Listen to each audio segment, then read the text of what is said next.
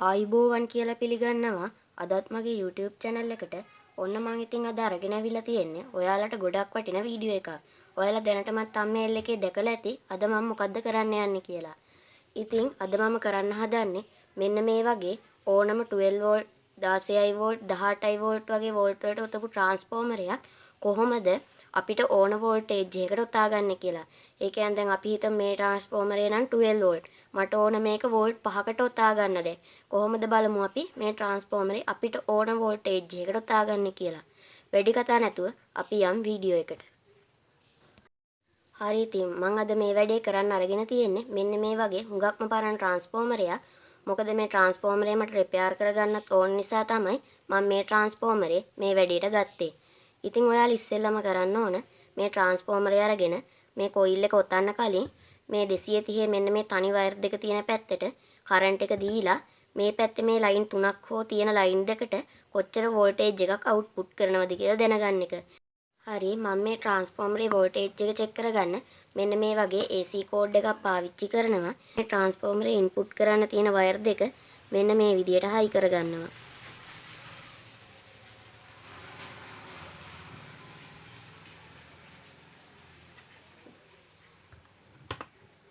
හරි ඊට පස්සේ මම ට්‍රාන්ස්ෆෝමරේ කරන්ට් එකට ගහගත්තා. දැන් මම මල්ටිමීටරේ AC වෝල්ට් 200 කියන තැනට දාගන්නවා. දාගෙන ඔයාලට පේනවා මගේ මේ ට්‍රාන්ස්ෆෝමරේ වයරුත් කැඩිලා තියෙන්නේ. ටිකක් පරිස්සමට මෙන්න මේ එක ලයින් එකකින් වෝල්ට් කීයක් අවුට් කරනවද කියලා බලා ගන්නවා. ඔයාලට දැන් පේනවා මේ ලයින් එකෙන් වෝල්ට් 13.5ක් අවුට් කරනවා. මම දැන් අනිත් ලයින් එකටත් තියලා බලනවා. ඒකෙත් හරියටම වෝල්ට් 13.5ක් වගේ පෙන්නනවා. දැන් මම මේ ලයින් දෙකේම කොච්චර වෝල්ටේජ් එකක් අවුට් කරනවද කියලා බලා ගන්නවා. ඔයාලට පේනවා ඒකේ ලයින් දෙකේම වෝල්ට් 27ක් අවුට් කරනවා. ඔන්න මම දැන් මේකේ අවුට්පුට් කරපු වෝල්ටේජ් එක ලියාගත්තා. ඔයාලා අනිවාර්යයෙන්ම මේ ට්‍රාන්ස්ෆෝමරේ ගලවන්න කලින් මෙන්න මේ වෝල්ටේජ් එක හොයාගෙන ඉන්න ඕන. දැන් ඊළඟට ඔයාලට කරන්න තියෙන්නේ මෙන්න මේ ට්‍රාන්ස්ෆෝමරේ මේ වගේ කේසින් එකක් තියෙනම් මේ කේසින් එක ඉස්සෙල්ලම ගලවලා අයින් කරගන්න ඕන.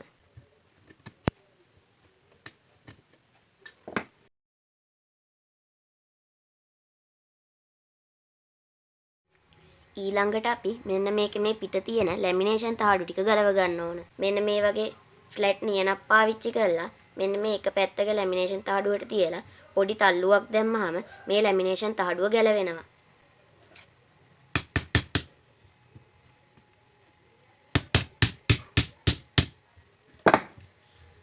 ඔයාලට පේනවා මගේ ලැමිනේෂන් තාඩු එකක් එළියට ආවා. ඊට පස්සේ මේක කටරඬුවකින් වගේ දෙයකින් අල්ලලා ඇදලා ගලව ගන්න ඕන. ඔන්න මම පළවෙනි ලැමිනේෂන් තහඩුව ගලව ගත්තා. ඒක තියෙන්නේ E අකුරක් විදියට. දැන් මම මේ පැත්තෙන් දාලා මෙන්න මේ විදියට උස්සලා මේ පැත්තේ තියෙන I අකුර ගලව ගත්තා. මේ තියෙන්නේ I අකුර. මේ ලැමිනේෂන් තහඩුව හයි කරලා තියෙන්නේ E අකුරයි I අකුරයි විදියට. මෙන්න මේ විදියට ඔයාලා මේකේ මේ තියෙන ලැමිනේෂන් තහඩු ටික ඔක්කොම ගලව ගන්න ඕන. මම ලැමිනේෂන් තහඩු ටික ඔක්කොම ගලව ගත්තා. ඔයාලා මේ එක E අකුරක්වත් I අකුරක්වත් නැති කරන්න එපා. මොකද මේක ආපහු හයි කරනකොට ඕන වෙන නිසා. ඔයාලට දැන් පේනවා මෙතන කොයිල් දෙකක් තියෙනවා. මේකේ මෙන්න මේ රතු පාට වයර් දෙක හිමන් නැත්නම් අපි කරන්ට් එකට ගහන පැත්තේ වයර් දෙක තියෙන කොයිල් එකේ අපිට කිසිම වෙනස්කමක් කරන්න නැහැ. අපිට කරන්න තියෙන වෙනස්කම කරන්න තියෙන්නේ මෙන්න මේ අපි වෝල්ටේජ් එක අවුට්පුට් කරගන්න වයර් තුනක් එහෙම නැත්නම් වයර් දෙකක් වෙන්න පුළුවන්. අන්න ඒ කොයිල් එක තියෙන එක තමයි. ඉතින් ඉස්සෙල්ලාම මේ කොයිල් එකේ මෙන්න මේ උඩ තියෙන ඉන්සියුලේෂන් එක මම ගලවලා අයින් කරගන්නවා.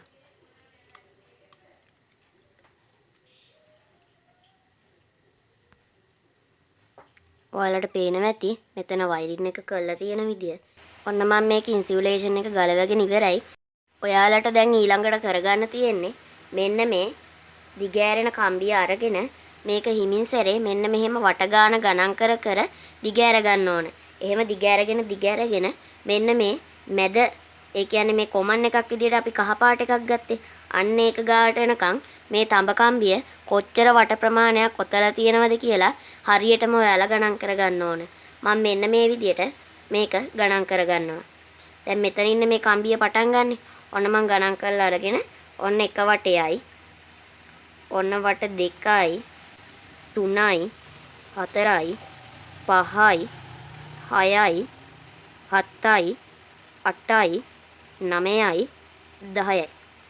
ඔයාලා මේක දිගාරිනකොට මෙන්න මේ විදිහට බලාගෙන දිගාරින ඔයාලට පේනවා දැන් මගේ එක ඇරිලා තියෙනවා. ඔන්න 10 වෙනි වටේ දිග ඇරලා ඉවරයි.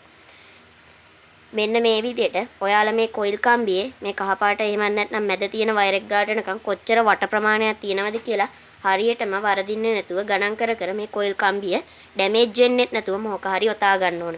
මොකද ආපහු අපි මේ කොයිල් කම්බියම ඕන මේකේ ඔතන්න. ඔන්න මං කොයිල් එක ලිහලා වට ගානක් ගණන් කරගෙන ආවා. මගේ මේ එක කොයිල් එකයි මං දිගෑරියේ. මොකද මේක ට්‍රාන්ස්ෆෝමරේ ලයින් දෙකක් එනවනේ. ඒ කියන්නේ මේක තිබ්බේ 12 සාමාන්‍ය අපි කියන්නේ 12නේ. වෝල්ට් 12 ලයින් දෙකක් විදිහට. ඒ කියන්නේ මේකේ තිබුණා 13.5 වෝල්ට්. වෝල්ට් 13.5 ලයින් දෙකක් විදිහට තමයි මේ ට්‍රාන්ස්ෆෝමරේ ඔතලා තියුනේ. මට ඕන උනේ මේකේ එක පැත්තක්. ඒ කියන්නේ මේකේ 13 දෙකක් නේ තියුනේ. මට ඕනුනේ එක පැත්තක් 13.5 තියෙද්දි අනිත් පැත්තට විතරක් වෝල්ට් 5ක් ඔතා ගන්න. ඒ කියන්නේ මම මේ මෙතනින් එහාට දිගාරින්නේ නැහැ. මොකද මෙතනට වෙනකම් වෝල්ට් 13ක එක කොයිල් එකක් ගානට තියෙන නිසා. මගේ වෝල්ට් 13.5කට ආවේ කම්බි පොටවල් 338ක් 39ක් අතර ප්‍රමාණයක්. එකක් දෙකක් මගේ අතින් මිස් වුණා. මම ඒක අතාරිනවා. මොකද මම සාමාන්‍යයෙන් මේකේ 13.5 දැන් කැල්කියුලේෂන් එකට දානකොට පොඩි වෙනස්කම් වෙන නිසා සාමාන්‍යයෙන් මගේ මේකට ආවේ 13.5කට 5.1කට ආවේ 338ක් වගේ ප්‍රමාණයක් පොටවල්. ඔයාලත් මේක පරිස්සමට ගලව ගන්න. මට තව දෙයක් කියන්න අමතකුණා. ඔයාලා මේක ගලවනකොට මේක ඔතලා තිවිච්ච විදිහේ ෆොටෝ එකක් හරි ගහගන්න. මොකද මේක අපි ආපහු ඔතනකොට ඒ ඔතලා තිවිච්ච පැත්තටම ඕන ඔතන්න. නැත්නම් මේක වැඩ කරන්නේ නැතුව යනවා. එහෙමත් නැත්නම් ට්‍රාන්ස්ෆෝමරේ පිච්චෙන්න උනත් පුළුවන්. දැන් අපි මේකේ කරන්න ඕන කැල්කියුලේෂන් ටික බලමු. ඔයාලා මුලින්ම කරන්න ඕන මේ 13.5ට දැන් 338ක් තියෙනනේ පොටවල්. ඒක මෙන්න මේ විදිහට 338 බෙදා ගන්න ඕන 13.5යි. එතකොට වෝල්ට් එකකට එන ප්‍රමාණය අපිට හොයාගන්න පුළුවන්. ඒ කියන්නේ වෝල්ට් එකකට කොච්චර වටවල් ගාණක් ඔතන්න පුළුවන්ද කියලා. ඔයාලා අනිවාර්යයෙන්ම මේක කැල්කියුලේෂන් කරනකොට කැල්කියුලේටරයක් පාවිච්චි කරන්න. මොකද මේකේ දශම ගණන් එන නිසා.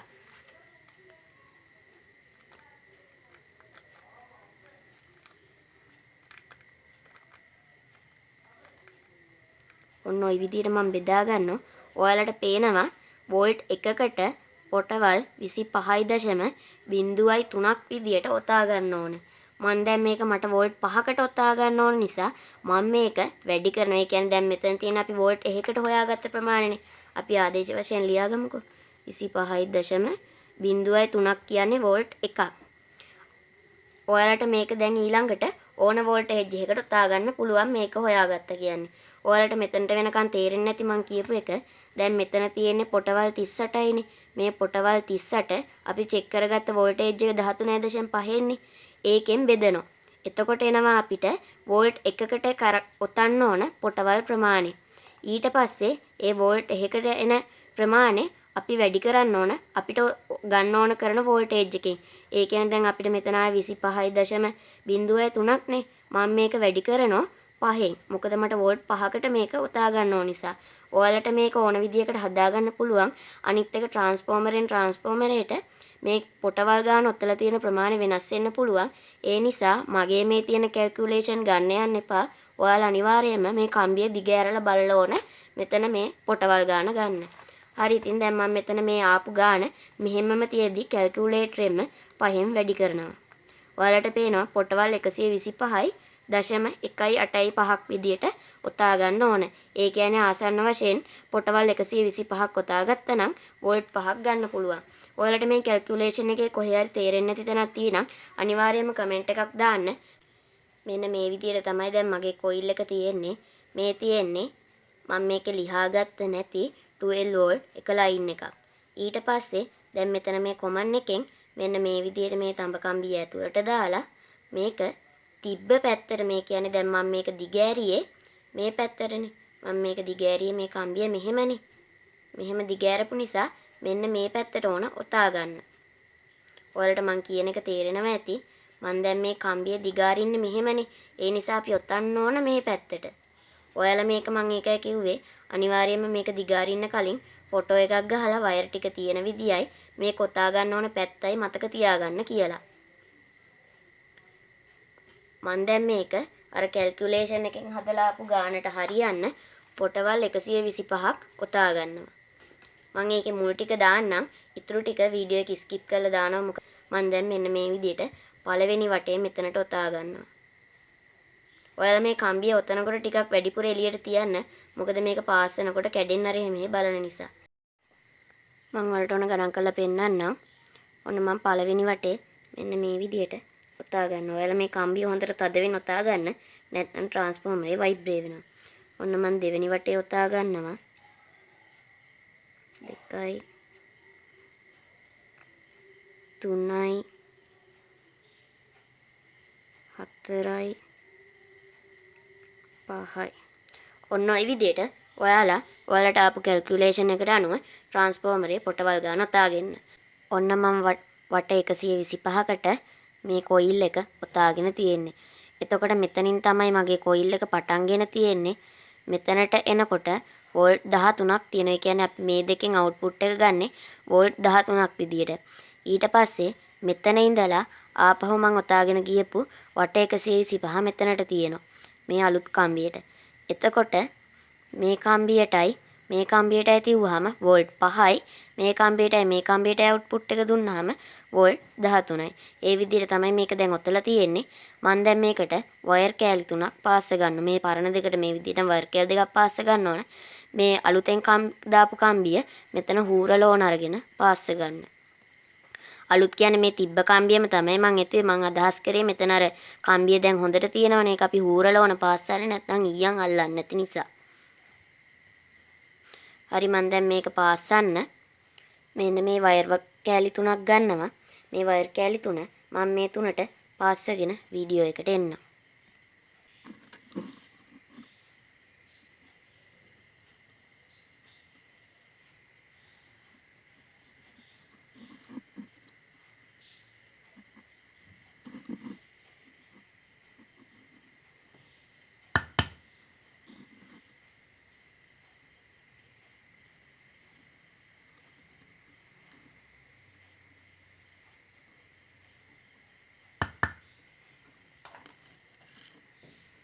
මම මෙන්න මේ ආකාරයට වයර් 3ක් පාස්ස ගත්තා. ඊළඟට අපිට කරන්න තියෙන්නේ මෙන්න මේ වයර් 3 එළියට තියලා මේකේ තිබ්බ විදියට ඉන්සියුලේෂන් එක ආපහු දාගන්න. මම ඒක ඉන්සියුලේෂන් එක දාගන්න කලින් මෙන්න මේ වගේ කාඩ්බෝඩ් එකකින් මම මේ කඩදාසියක් ගලවලා ගන්නවා. මේ කොයිල් එකේ පාත් ෂෝට් වෙනවට තියන්න. ඔයාලටත් පුළුවන් මේ වගේ කඩදාසියකින් ගලවලා ගන්න. මේ කඩදාසිය තමයි මේකට වඩාත්ම ගැලපෙන්නේ. මොකද මේක ටික හීට් එකට ඔරොත්තු දෙන නිසා. මම දැන් මේ කොයිල් එකේ උඩට වයර් ටික තියන්න කලින් මෙන්න මේ විදිහට මේ කපාගත්ත කාඩ්බෝඩ් කෑල්ල දාලා හොඳට හිර කරගන්නවා. ඊට පස්සේ මම මේ තියපු කොයිල් එකින් එක මෙන්න මේ විදිහට තියලා එතනට මේ වගේ තව කාඩ්බෝඩ් කෑල්ලක් තියෙනවා.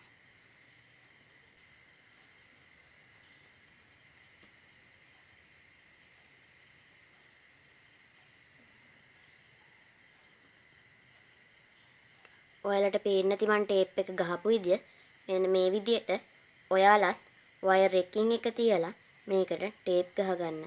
මම දැන් මේකේ මේ දෙවෙනි එක තියලා ඒක උඩටත් අර වගේම කාඩ්බෝඩ් කෑල්ලක් තියලා ටේප් එක ගහගන්නවා. මම ඉස්සෙල්ලා මේක තියනවා. එතකොට මේක බැලන්ස් වෙලා එන නිසා. මෙන්න මේ විදියට මම තව වයර් එකක් තියලා මේකටත් කලින් වගේම ටේප් කෑල්ලක් ගහගන්නවා.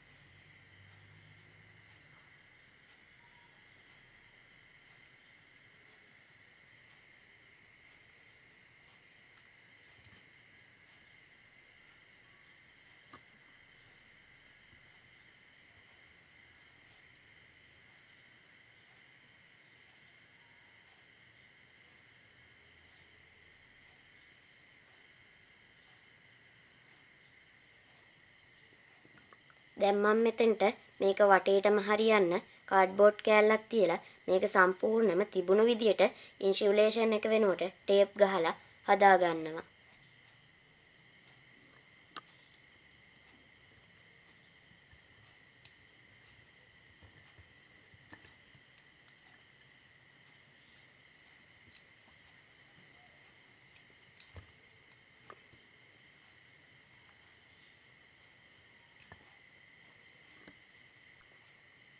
මෙන්න මේ විදියට මම ටේප් කපලා අරගෙන මේකට හොඳට මේක තද වෙන විදියට ගහ ගන්නවා.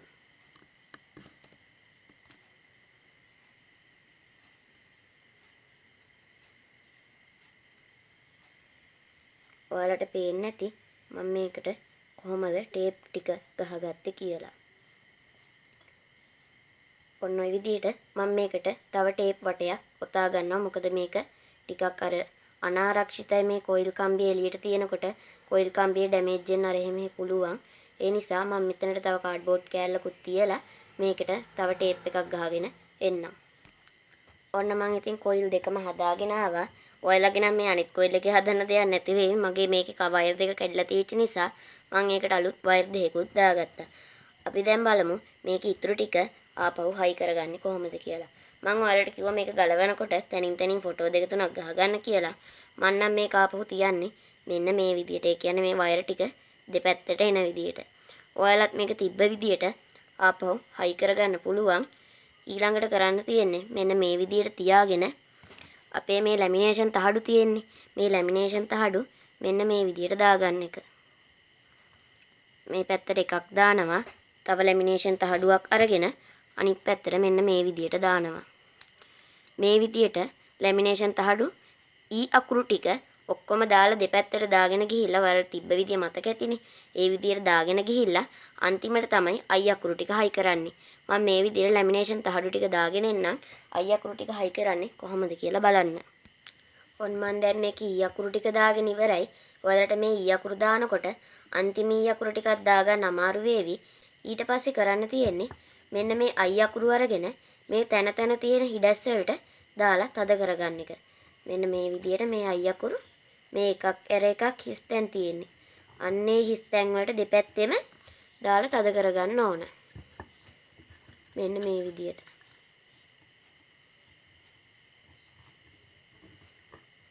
දාලා ඔයාලා රබර් මිටියකින් එහෙම නැත්නම් පොඩි කටරඬුවකින් වගේ ගහලා මේක තද කරගන්න.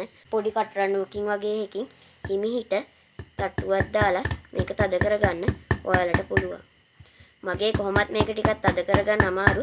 මලකඩ කාලා තියෙන නිසා අලුත් ට්‍රාන්ස්ෆෝමර් වල නම් එහෙම වෙන්නේ නැහැ. මේකට අක් ගාලා හොඳට හයි කරගන්න පුළුවන්. මම දැන් මේ අකුරු ටිකත් හයි කරගෙන වීඩියෝ එකට එන්නම්. මෙන්න මේ විදියට තමයි ට්‍රාන්ස්ෆෝමරේ ලැමිනේෂන් තහඩු ටික හයි කරගත්තට පස්සේ තියෙන්නේ. මම දැන් මේකට මේ තිබුණු පරණ තහඩු කවරෙත් හයි කරගන්නවා. එතකොට මට මේක පාවිච්චි කරන්න ලේසි නිසා මම මෙන්න මේ විදියට මේකට දාලා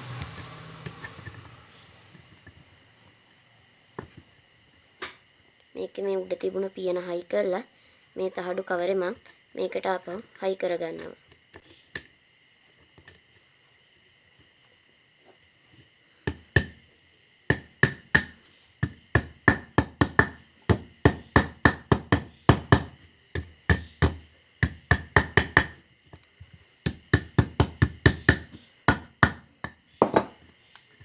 මෙන්න මේ විදියට තමයි ට්‍රාන්ස්ෆෝමරේ අපි ආපහු ඔතල ඉවරුනහම තියෙන්නේ. මේකේ මේ පැත්තෙන් වෝල්ට් 12කුත් මේ පැත්තෙන් වෝල්ට් 5කුත් අවුට්පුට් කරගන්න පුළුවන් විදියට තමයි මම මේ ට්‍රාන්ස්ෆෝමරේ එතුවේ. දැන් අපිට තියෙන්නේ මේ ට්‍රාන්ස්ෆෝමරේ චෙක් කරලා බලන්න විතරයි. මම මේ වීඩියෝ එකේ කියලා දීපු කිසියම් තැනක මොකක් හරි අඩුපාඩුවක් තියෙනම් නැත්නම් ඔයාලට තේරෙන්නේ නැති තැනක් තියෙනම් අනිවාර්යෙන් කමෙන්ට් එකක් දාන්න. මම ඔයාලට ඒක ගැන කියලා දෙන්නම්. දැන් අපි මේ ට්‍රාන්ස්ෆෝමරේ චෙක් කරලා බලමු වෝල්ටේජ් අවුට්පුට් වෙන්නේ කොහොමද කියලා. හරි මම දැන් ට්‍රාන්ස්ෆෝමරේ කරන්ට් එකට ගහගෙන තියෙන්නේ. ඔයාලට මම මේකේ පෙන්නන්නම් 5 වෝල්ට් වලට මම ඔතපු පැත්තේ වෝල්ටේජ් එක කොච්චර තියෙනවද කියලා. ඔයාලට පේනවා වෝල්ට් 4.8 4.9 අතර මේක යනවා. ඒ කියන්නේ මේක වෝල්ට් 5කට ආසන්නව එතිලා තියෙන්නේ. මම දැන් මේකේ තිබුණු අනිත් පැත්ත පෙන්නන්න. ඔයාලට පේනවා ඒකේ වෝල්ට් 18ක් වගේ ප්‍රමාණයක් තියෙනවා. මේ ලයින් දෙක එකතු වුණාම මම තිබුණු අනිත් ලයින් එක පෙන්නන්නම්. ඒකේ තියෙන්නේ වෝල්ට් 13.5 පරණ ගානම තමයි. මේක අපිට මේ දෙක එකතු කරලා වෝල්ට් 18.8ක් ඒ කියන්නේ 19ක් විතර ගන්න පුළුවන්. නැත්නම් වෝල්ට් 5ක් ගන්න පුළුවන්. ඒත් නැත්නම් වෝල්ට් 12කට ආසන්න වශයෙන් වෝල්ට් 13ක් ගන්න පුළුවන්. ওই විදිහට තමයි ඉතින් මේ ට්‍රාන්ස්ෆෝමරේ තියෙන්නේ.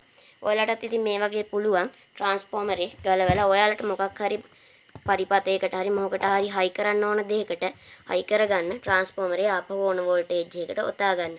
මම ඊළඟට අරන් එනවා මේ ට්‍රාන්ස්ෆෝමරේ අපිට මේ වගේ වෝල්ටේජ් 3-4ක් ඒ කියන්නේ පවර් පැක් එකේ ට්‍රාන්ස්ෆෝමරේ තියෙන්නේ. ඒ වගේ කොයිල් 3-4කින් කොහොමද වෝල්ටේජ් 3-4ක් අවුට් කරගන්නේ කියලා වීඩියෝ එකක් අරගෙන එනවා. අදට මම වීඩියෝ එක ඉවර කරනවා. ඔයාලා හැමෝටම සුබ දවසක්.